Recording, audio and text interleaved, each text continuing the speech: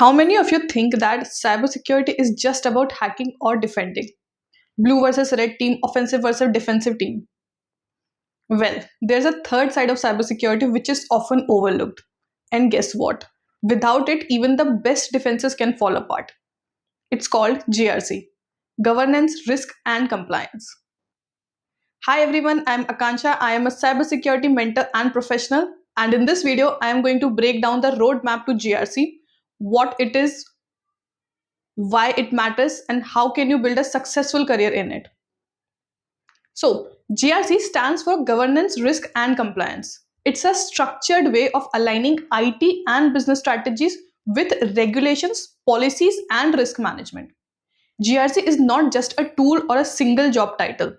Rather, it's a framework that helps organizations manage how they make decisions, control risk, or follow rules, all while aligning with the business goals.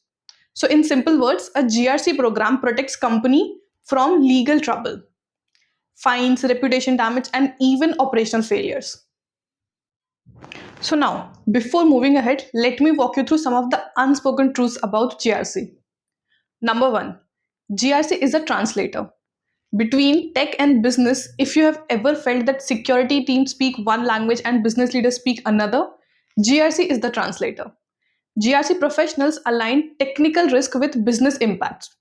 So you're not just saying that we need to patch this vulnerability, you're explaining why it matters to operations, revenue, and reputation.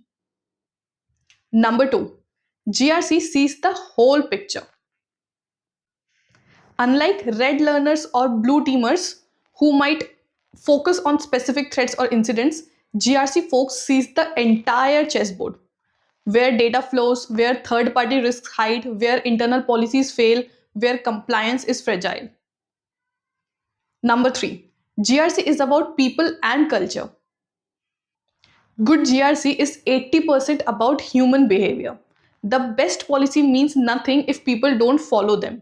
So you'll spend most of the time influencing culture, training teams, and convincing leadership to prioritize risk.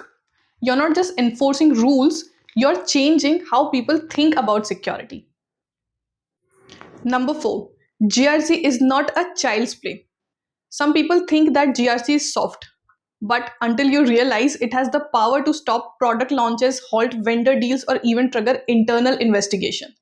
You may be the one who says that we can't move forward until these controls are in place.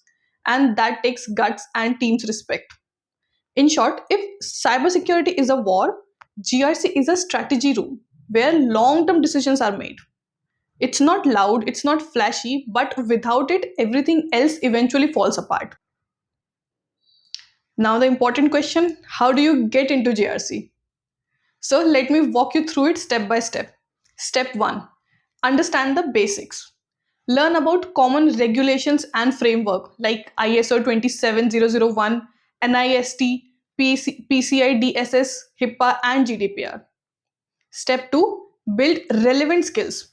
Focus on risk assessment, policy writings, internal control, auditing, vendor risk management, etc.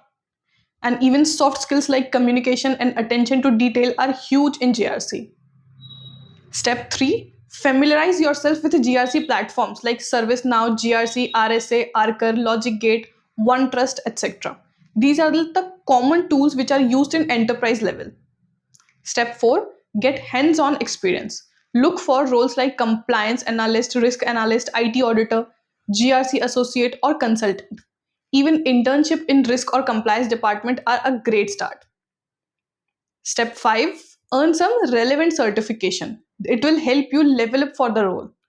Certifications could be like CRISC, CISA, ISO 27001, CompTIA Security Plus, etc. So before wrapping up, let me break some myths for you about GRC. First of all, you don't need to be technical to work in GRC. It's not just a paperwork job. It's strategic and essential.